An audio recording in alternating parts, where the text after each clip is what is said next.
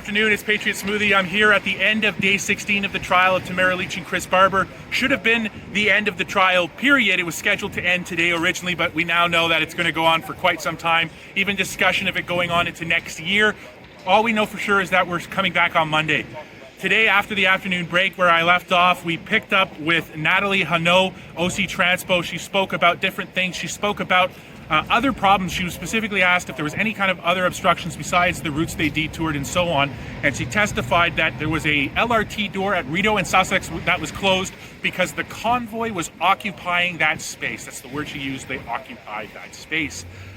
And then she also spoke about her experience in something called the NCRCC, the National Capital Region Command Center, which is a group of Ottawa different services like traffic, roads, bylaw, OC Transpo, Ottawa Police, OPP, RCMP, where they are activated anytime there's a complicated event in Ottawa that requires a complicated response. And that she testified she would spend 10 to 16 hours a day there, 10 to 16 hours a day at the NCRCC, basically the entire duration of the Freedom Convoy, except for 6 days she spent there.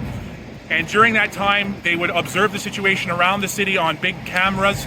She observed that the roads were that the entire road width was taken by protest vehicles, and that police vehicles were moved in to contain them, along with heavy concrete barriers called Jersey barriers were moved to contain them. Sorry guys, it's rain. The tree's raining on me here. It might be raining for real.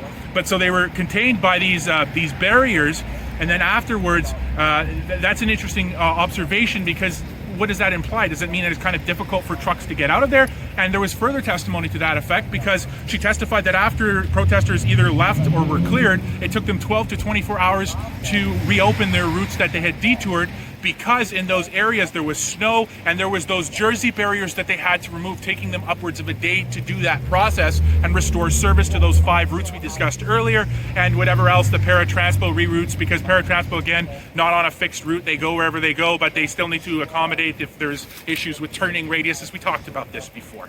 So that's where we're at with that witness, but I found that there was a big change during her testimony after the break versus before. Before the break, I found her very matter-of-fact, very this, and then after the break, I'm finding her mentioning convoy, occupiers, participant, and road widths, talking about that. Now, there was an interesting exchange between her and Greenspan on cross-examination about who actually made the decision to close the road.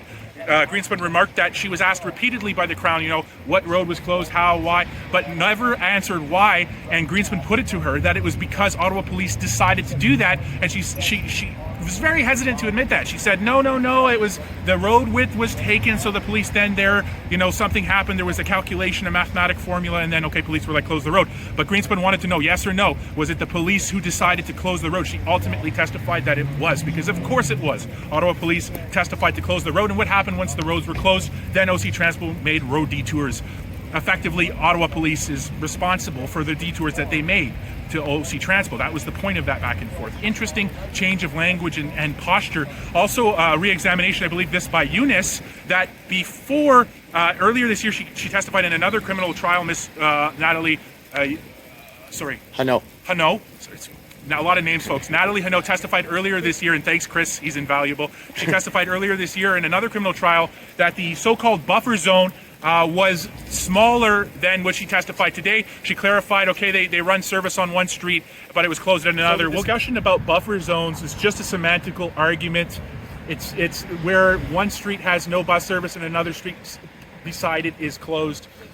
But all of this to say, when we consider this evidence in its entirety, all of the evidence we've heard in this entire trial, from all the civilian witnesses, this is the 5 of them so far, and everybody else, we haven't heard anything specifically. Nobody who's had interactions besides with the police, with the accused, no evidence of their direct criminality, no video of Chris or Tamara running into streets, directing roads to be closed, directing harassment of citizens, or even engaging in that sort of behavior. We heard Chris Barber in earlier videos in this trial talking about honking horns in the case of an emergency if they're swarmed, as an alert to let people know, to let the lawyers and legal observers and everyone else know that something's happening. But we haven't heard this.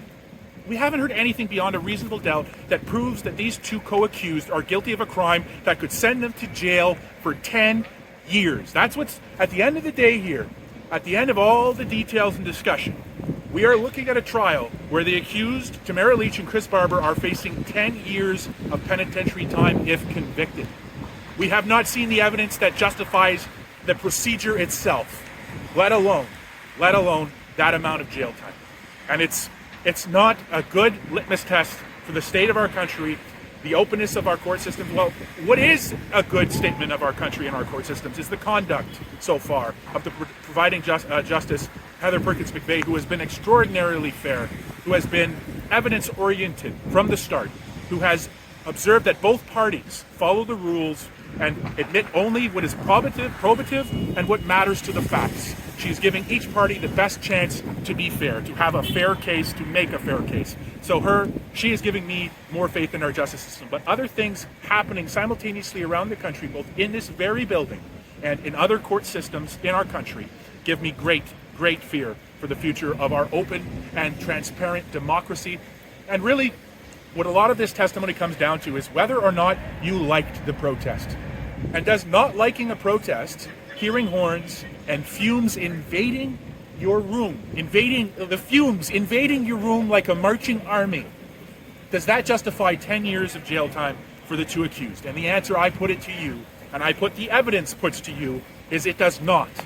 And that's where we find ourselves. One more interesting detail before I let you go for the rest of the weekend. By the way, if you like what we're doing here, consider supporting our work, me and Chris's, by sending me an e-transfer at realpatriotsmoothie@protonmail.com. If you appreciate what we're doing, no obligations of any sort. I do appreciate each and every one of your views, your likes, your comments, your shares.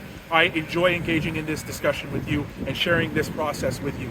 Thank you again. One last detail. Magus mentioned that she will be pursuing Jordan if this delays, as Greenspun put it, disclosure that is happening as the trial is progressing. Greenspun raised an issue after the last witness was dismissed, Natalie Huneau was dismissed. Greenspun raised that they still haven't received the 400 emails concerning the signal chats that they asked for on Tuesday in writing. The Crown rose in the courtroom to say that they have deemed it irrelevant. So now the judge has said, well, this is probably going to go to a disclosure request, and we will spend more time next week talking and discussing this issue, making disclosure requests, making arguments, and that it would be probably more effective, to paraphrase, to just give it to the defense and let them do with it what they will, unless they're claiming a privilege or something, which it doesn't seem like they are. They're just saying it's not relevant, so therefore we're not going to give it to you. MAGA saying that if this kind of thing continues, that the issue of Jordan will become something that they consider seriously, and that could become an issue to the integrity of the trial as a whole. That's where I leave you today at the end of the 16th day, which should have been the end of the trial itself in Ottawa on Patriots Movie.